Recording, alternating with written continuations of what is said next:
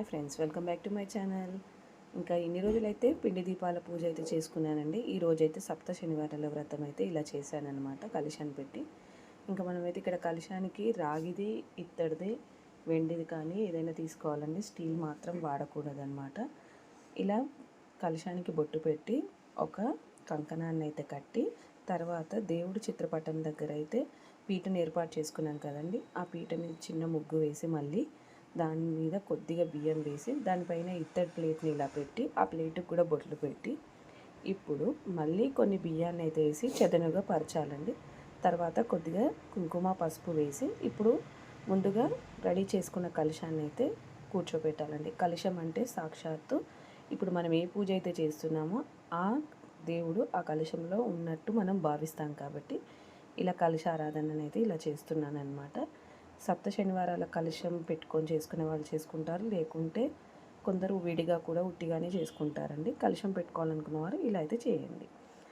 మంచి నీటిని అయితే వేయాలి. తర్వాత కొద్దిగా కుంకుమ పసుపు, కొద్దిగా గంధము, అక్షంతలు, జవ్వాది సుగంధ ద్రవ్యం కాబట్టి అలాంటివి అయితే వేసుకోవాలండి. ఇక్కడ చూపిస్తున్నాను కదా, ఒకదాని వెనుక ఒకటి ఇలా అక్షంతలను కూడా వేసుకోవాలి. ఇప్పుడు మన దగ్గర పచ్చకర్పూరం కూడా ఉంటుంది కదండి, పచ్చకర్పూరం కూడా వేసుకోవాలి. తర్వాత 7 ఈ 7 సంఖ్య అనేది స్వామివారికి చాలా ఇష్టం అని చెప్పాను కదండి, అందుకే 7 రూపాయి బిళ్ళలని కూడా వేయాలండి. ఇలా గంధము వీటిని వేసిన తర్వాత ఇప్పుడు ఒక పువ్వుని వేయాలండి. ఇప్పుడు మన కలశము రెడీ అయిపోయినట్టు, ఇంకా సాక్షాత్తు భగవంతుడే వచ్చి ఇందులో కూర్చున్నట్టు అనమాట. తర్వాత ఇక్కడ ముఖ్యంగా ఒక తులసి దళాన్ని కూడా వేయాలన్నమాట. స్వామివారికి ఏది వేసినా వేయకున్నా తులసి దళం అంటే చాలా ఇష్టమని చెప్పాను కదండి, ఆ ఒక్క తులసి దళాన్ని కూడా సమర్పించాలి. తర్వాత దీంట్లో 7 ఇలాచీలు మంచి సువాసనతో ఉంటాయి కాబట్టి ఆ శ్రీమన్నారాయణునికి సువాసన భరితమైనవంటే చాలా ఇష్టం. ఇప్పుడు 7 లవంగాలను కూడా అందులో వేయాలన్నమాట. ఇక్కడ చూపిస్తున్నాను చూడండి, ఇలా 7 లవంగాలను కూడా మనం కలశంలో వేసి కలశారాధన చేస్తామన్నమాట.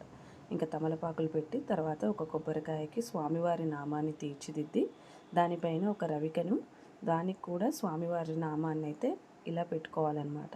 ఇప్పుడు మనం పూర్తిగా ఇప్పుడు మనకు దేవుడే సాక్షాత్తు ఈ కలశం రూపంలో వచ్చాడనమాట. కలశం రెడీ అయిపోయింది. ఇప్పుడు దీపారాధననైతే ఏక ఆరతితోనైతే చేసి కొద్దిగా పువ్వులు అక్షంతలను కూడా దీపంలో వేసుకోవాలండి. నేనైతే సప్త శనివారాలకైతే ఇలా కలశం పెట్టయితే చేసుకున్నాను. తర్వాత గోవిందనామాలు కథనైతే చదువుకున్నాను అనమాట. కంపల్సరీ కథ చదువుకోవాలండి ఇలా 7 శనివారాల వ్రతం చేస్తే. కావాలంటే ఫుల్ వీడియో ఉంది, చూడండి.